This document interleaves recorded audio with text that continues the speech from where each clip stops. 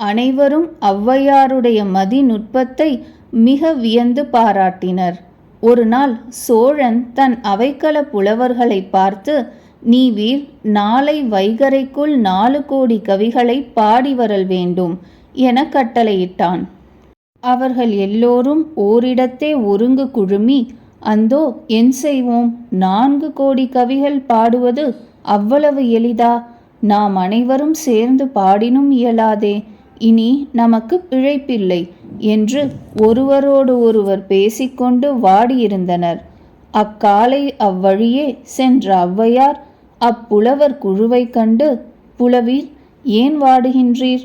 நுமக்கு நேர்ந்தது யாது என கேட்க, அவர்களும் தமக்கு நேர்ந்த இக்கட்டை இயம்பினர்.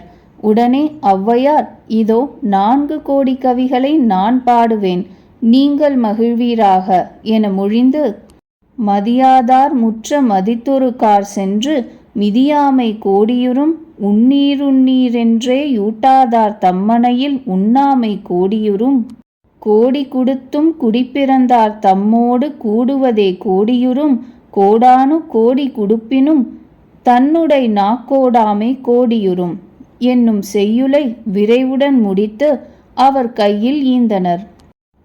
அவரும் அதனை கண்டு, இது மூக்கை தொட்ட கதையாக முடிந்தது எனினும் இதனை அரையன் ஒப்புக்கொள்ளுவானோ என்று சிறிது ஐயங்கொண்டனர்.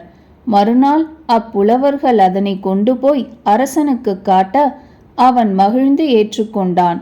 அதனால் எக்களிப்பு எய்திய புலவர்கள் ஔவையார் இருக்கும் இடம் தேடிச் சென்று அவர் பொன்னடி வணங்கி பூரித்தனர். ஒரு கால் ஔவையார் பாண்டி நாட்டிலே முல்லை நிலத்தின் வழியாக போய்க் கொண்டிருக்கையில் அவரை பசி நோய் என்னும் பாவி பற்றி கொண்டான். அப்போது அவர் அங்கும் இங்கும் நோக்க ஓர் இடையன் ஆடு மேய்த்து கொண்டிருந்தான். அவனை குறுகி அவர், அப்பா, எனக்கு பசி தலை சுற்றுகிறது, சிறிது கூழ் தருவாயாகில் உன்னை என்றும் மறவேன் என்றனர். அவனும் தான் சிறு குடுவையில் தனக்கென வைத்திருந்த கூழை அவருக்கு அன்போடு அளித்தான். அதனால் பசி தீர்ந்து உடம்பு குளிர்ந்த ஔவையாருக்கு உள்ளமும் குளிர்ந்து ஜீவகலை வந்தது. அப்போது அவர் அவன் பெயரை நூலில் பொறிக்க எண்ணி அவன் பெயரு யாது என வினவினார். அவன் ஒன்றுமறியாத காட்டு பூச்சியாதலால் நான் அதனை மறந்தேன் என்றான். அதன்பின் ஔவையார், உன் ஊர் பெயரையாவது சொல் என்று கேட்டார். அவன் மறதி ஒன்றை மட்டும் மறவாமல் மற்றெல்லாவற்றையும் மறந்தவனாதலின் அதனையும் மறந்தேனே என்றான். அப்பால் ஔவையார், உன் ஊரிலுள்ள அடையாளங்களையேனும் சொல் என்று கேட்க அவன், என் ஊரிலே 5 வேலமரம் உண்டு என்றான்.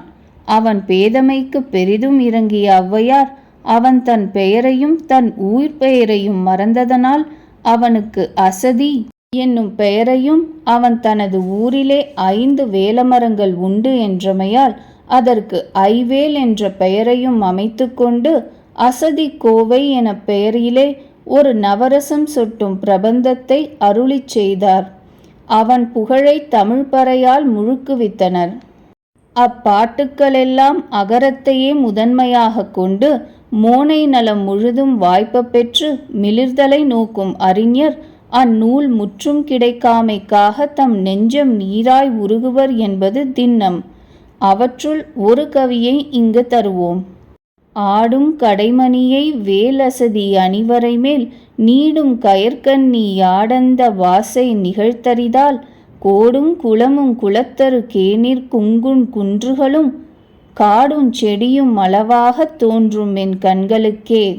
சோழன் குலோத்துங்கனுக்கும் மனம் நடைபெற்ற காலத்தில் பாவலர் அனைவரும் அவன் மேல் பாமாலைகளை புனைய ஔவையார் வரப்புயர என ஒரு சொற்றொடரை மட்டும் கூறி வாளாவிருந்தனர்.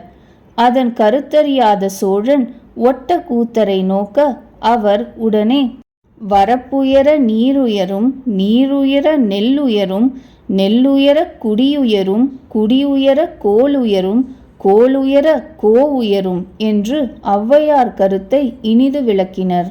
அம்பர் எனும் ஊரிலே வாழ்ந்திருந்த சிலம்பி எனும் கணிகை ஒருத்தி கல்வியில் பெரியவராகிய கம்பரால் பாடல் பெற்றால் தனக்கு பெரும் செல்வம் வருமென கருதி ஒரு நாள் அவரை அணுகி அவரை தன்மேல் பாட வேண்டுமென வணங்கி கேட்டுக்கொண்டாள். உடனே கம்பர் அவளை நோக்கி 1000 பொன் கொடுத்தால் ஒரு பாட்டு பாடுவேன் என்றனர். அதை கேட்டு அக்கணிகை வருந்தி தான் அதுகாரும் ஈட்டி வைத்திருந்த பொருள் எல்லாவற்றையும் விற்று 500 பொன்னாக்கி அதனை கொண்டு போய் கம்பர்பால் அளித்து, புலவர் பெருமானே, அடியாளிடம் இருந்த பொருள் இவ்வளவே. இதனை அருள் கூர்ந்து ஏற்றுக்கொண்டு என் நிலைமைக்கு இறங்கி என்மேல் ஒரு கவி பாட வேண்டும் என்று ஏக்கற்று நின்று கேட்டாள். அவரோ 500 பொன்னுக்கு அரைப்பாட்டு என்று கூறி, தண்ணீரும் காவிரியே, தார்வேந்தன் சோழனே, மன்னாவ துஞ்சோழ மண்டலமே என அவள் வீட்டு தெருச்சுவரின் மேல் எழுதிவிட்டு சென்றனர்.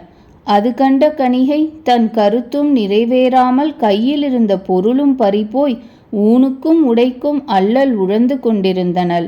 சிறிது காலம் சென்றபின் சிலம்பியின் நல்லூர் வயத்தால் ஔவையார் அவள் வீட்டை அடைந்து சுவரின் மேல் எழுதியிருந்த பாட்டை பார்த்து சிலம்பியை அதன் வரலாற்றை கூறும்படி கேட்டார். அவளும் நடந்தவையாவும் அவருக்கு நவின்றனள். அதன்மேல் ஔவையார் அவளை தன் பசி தீர்ப்பதற்குச் சிறிது கூழ் கிடைக்குமா என கேட்க அவளும் விரைவில் சென்று கூழ் கொடுத்து அவருடைய இளைப்பை ஆற்றினள். அப்புறம் ஔவையார் அப்பாட்டின் பின் 2 அடியை பின்வருமாறு தாமே எழுதி முடித்து அக்கணிகைக்கு வேண்டும் பொருளும் விரைவில் கிடைக்குமென கூறி செல்வழிச் சென்றனர். அம்பர் சிலம்பி அரவிந்த தாளணியும் செம்பொற் சிலம்பே சிலம்பு. பின்னர் தமது பாட்டை முற்றுவித்தவர் ஔவையார் என சிலம்பியால் தெரிந்து கம்பர் கூழுக்கு பாடி குடியை கெடுத்தாள் என்றுரைத்துச் சென்றார். அது முதல் கம்பருக்கு ஔவையார் மீச்செலவை சிறிது அடக்க வேண்டுமென தோன்றிற்று. அதன் பொருட்டு காலம் வாய்க்குமென கருதியிருந்தார். ஒரு நாள் ஔவையார் எதிர்பட கம்பர் 1 கால் 4 இலை பந்தலடி என்று சொல்லி ஔவையாரை பொருள் கேட்க அவர் கம்பர் குறித்தது ஆரைக்கீரை என்பதை புலப்படுத்தி அவர் கூறியதில் அடி என இழிவுச் சொல் காணப்படுதலின் அதற்கு பதிலாக அவர் வெட்கமுற, 8 லட்சணமே யமனேறும் பரியே, மட்டில் பெரியம்மை வாகனமே, முட்டமேற் கூரையில்லா வீடே, குலராமன் தூதுவனே, ஆரையடா சொன்னாயது என்று பாடினார். கம்பர் நாணி இனி கிழவியினிடத்தில் வாய் கொடுக்கலாகாதென துணிந்து வாளாவிருந்தனர்.